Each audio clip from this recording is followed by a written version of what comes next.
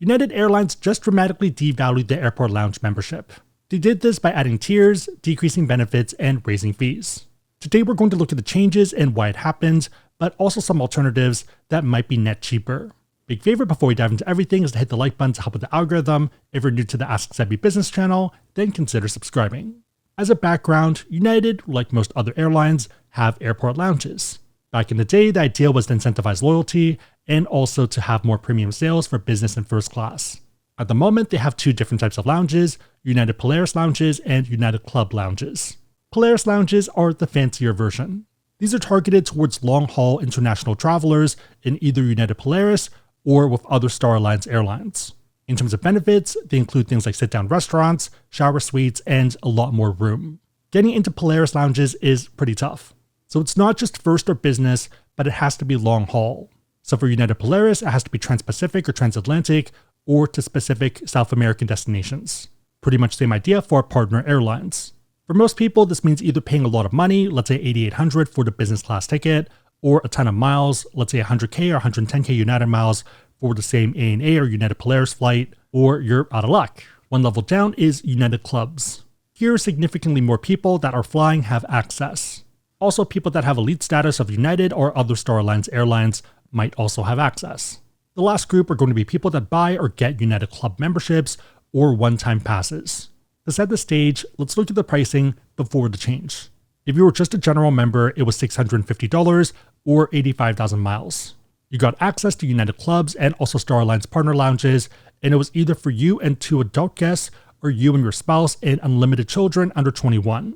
If you had Platinum or 1K status, then it would cost less money or less miles. 21 is a pretty interesting cutoff as well, since that includes a lot of college students. There are a lot more of these lounges compared to Polaris ones, but it's still a lot of people that had access. Unsurprisingly, one big problem they ran into was crowding. They did have a bit of a stopgap solution for this, or Band-Aid, where they would deny day passes and put signs out that they're not taking day passes.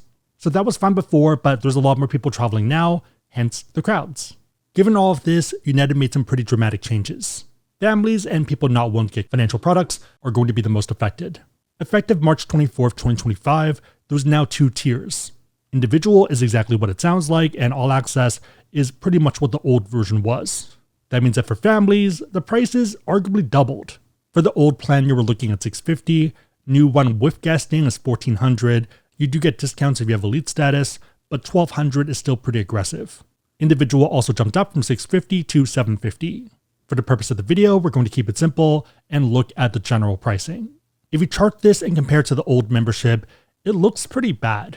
So the new membership is just for you and does not include partner lounge access, and any guest is going to be $59. All access is exactly the same as the last one, but a lot more expensive, and it's for children under 18 instead of under 21. Whether this is good or bad kind of depends on you. Families are obviously not happy because they're being forced to spend a lot more money if they want the same access. Business travelers seem either impartial or happy that there's less crowding. The interesting meta though is going to be around financial products. United has a bunch of financial products, and there's 2 that offer United Club memberships. I feel like this is a rabbit hole in itself, and there are a lot of features, but it's pretty competitive. So there's both a personal and a business financial products, and instead of getting an individual membership or an all access one, it's kind of in between. So it is a bit weird because it's cheaper and also it's better.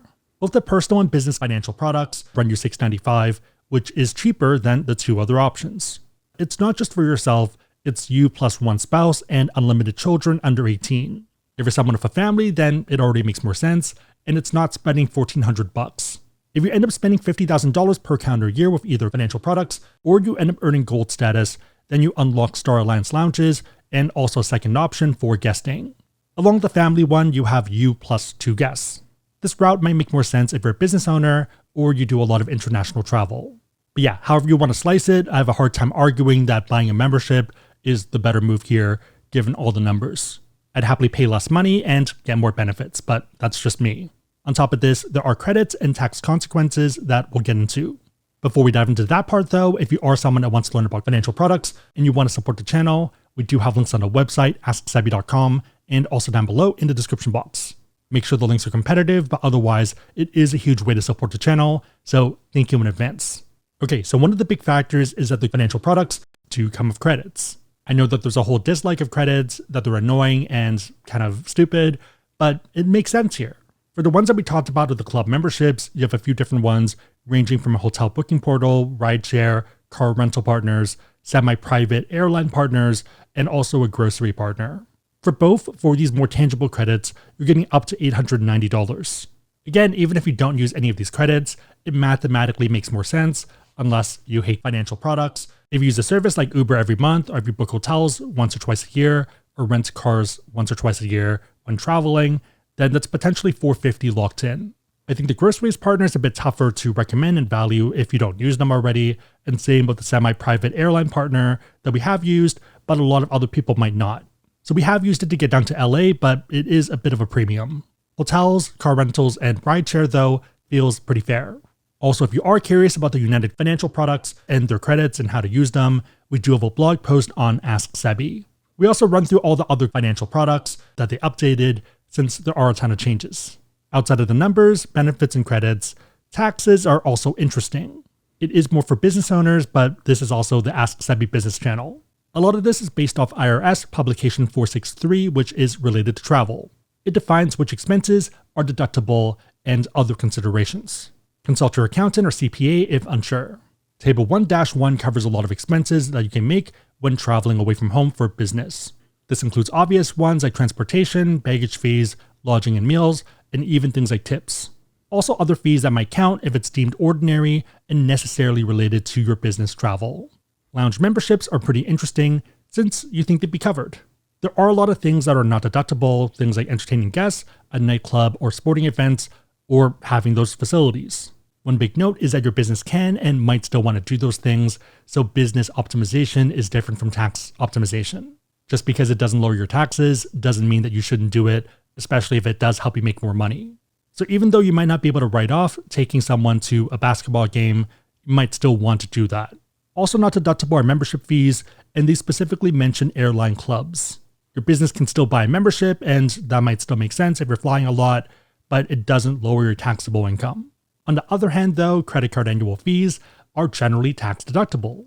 So this is only applicable for businesses, and the main argument is that credit cards and financing are business tools and they're ordinary and necessary for most businesses. You generally do have to prorate based off business spend, so if you used a card half the time for business and half for personal, you'd only be able to deduct half the annual fee. I've also seen arguments that personal cards should also be deductible as well with the same proration method, but kind of depends on you there. But with these financial products, you're not paying a membership fee to an airline club, you're paying an annual fee for financial products. It just happens to come with a membership for free.